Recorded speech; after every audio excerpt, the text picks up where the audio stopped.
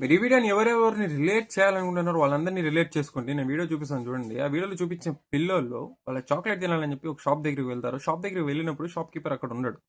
Shop keeper లేని టైంలో ఆ పిల్లోళ్ళు వాళ్ళకి ఏం కావాలో ఆ చాక్లెట్ని ఆ బాక్స్లో నుంచి తీసుకొని దాన్ని కెమెరా చూపించి దాని వాల్యూ ఎంతైతే అవుతుందో అంత మనీని టేబుల్ పైన పెట్టి చిట్టి కూడా రాసి మేము ఇలా తీసుకున్నామని చెప్పి మొత్తం కెమెరాలు రికార్డ్ అవుతుంటే కెమెరా చూపించి మరి ఆ పిల్లలు అంత నిజాయితీగా చేసి వెళ్తుంటే సోషల్ మీడియాలో ఆ పిల్లల పైన ప్రశంసలు కురుస్తున్నాయి. సో ఇది దేనికి నిదర్శనం అంటారు? ఇది వాళ్ళ పేరెంట్స్ యొక్క పెంపకం యొక్క నిదర్శనం.